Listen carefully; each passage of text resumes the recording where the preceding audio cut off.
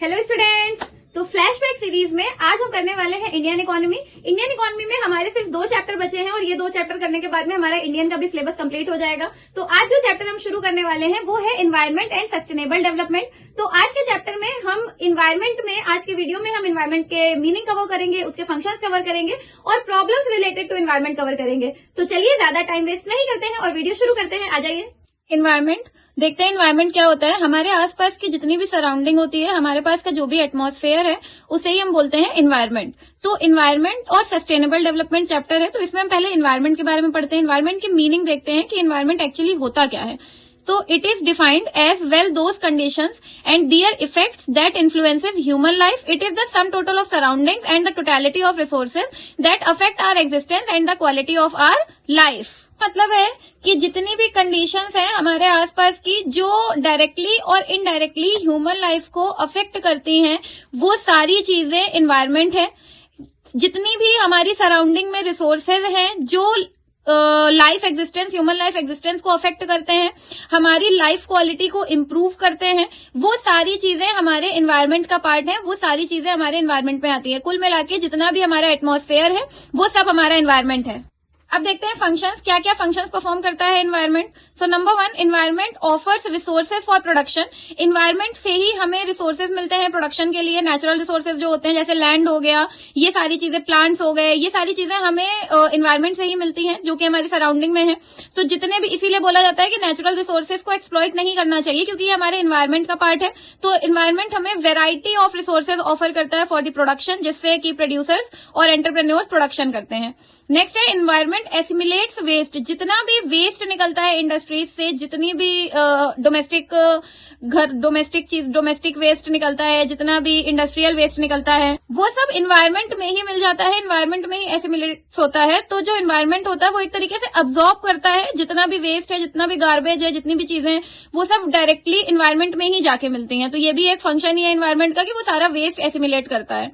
Next है environment sustains life. और environment में लाइफ सस्टेनेबल है इसलिए क्योंकि एनवायरमेंट हमारा एटमॉस्फेयर, वाटर है, जितनी भी लाइफ को एग्जिस्ट करने के लिए चीजें हैं, वो सब हमें एनवायरमेंट में ही मिलती हैं, इसलिए इट सस्टेन्स लाइफ, इसमें लाइफ है।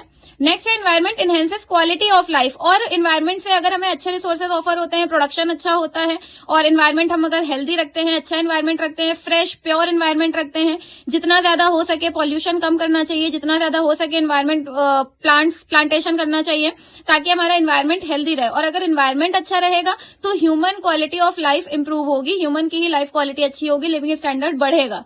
तो ये सारे फंक्शंस हैं जो एनवायरमेंट परफॉर्म करता है। अब हम देखते हैं प्रॉब्लम्स रिलेटेड टू एनवायरमेंट। कौन कौन सी प्रॉब्लम आती है एनवायरमेंट से रिलेटेड। तो नंबर 1, पॉल्यूशन। इसमें सारे टाइप ऑफ पॉल्यूशन आएंगे। सबसे पहले तो प्रॉब्लम आती है एनवायरमेंट में कि एनवायरमेंट पॉल्यूट बहुत जल्दी होता है, और जिस हिसाब से हमारा आजकल का रहन सहन है, आजकल की चीजें, उस हिसाब से एनवायरमेंट पॉल्यूशन बहुत ज्यादा हो रहा है, क्योंकि हम जितना ज्यादा कंफर्ट जोन में जा रहे हैं उतना ज्यादा हम एनवायरमेंट को पॉल्यूट करते जा रहे हैं। इसमें वेरियस टाइप्स ऑफ पॉल्यूशन है, air pollution, water pollution, soil pollution, noise pollution, radio active pollution, बहुत सारे टाइप्स ऑफ पॉल्यूशन है।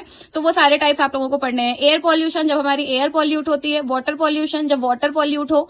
नेक्स्ट है सॉइल पॉल्यूशन, ये जो एसिमिलेट्स वेस्ट वाला है, इसकी वजह से सॉइल पॉल्यूशन होता है। रेडियो एक्टिव, हम जितना ज्यादा इंटरनेट और ये सारी चीजें यूज करते हैं तो वो रेडियो एक्टिव पॉल्यूशन है। तो बहुत नॉइस पॉल्यूशन, बहुत ज्यादा अगर साउंड होता है तो वो नॉइस पॉल्यूशन है। तो सारे टाइप्स ऑफ पॉल्यूशन प्रॉब्लमेटिक है एनवायरमेंट के लिए। डिग्रेडेशन ऑफ नेचुरल रिसोर्सेज, अगर आप एक्सेसिव रिसोर्सेज यूज कर लेते हैं तो नेचुरल रिसोर्सेज डिग्रीगेट हो जाते हैं, खत्म होने लगते हैं, जो हो रहे हैं, तो वो एक प्रॉब्लम है एनवायरमेंट के लिए। ग्लोबल वार्मिंग, इसके लिए तो क्या ही कहें, जैसे जैसे टेम्परेचर इंक्रीज होता जा रहा है, ग्लोबल वार्मिंग बढ़ती जा रही है। रीजन सेम, क्योंकि हम बहुत ज्यादा कंफर्ट जोन में जा चुके हैं। जितना ज्यादा इंडस्ट्रियलाइजेशन होगा उतना ज्यादा पॉल्यूशन बढ़ेगा, डिग्रेडेशन ऑफ नेचुरल रिसोर्सेज होगा और ग्लोबल वार्मिंग इंक्रीज होगी।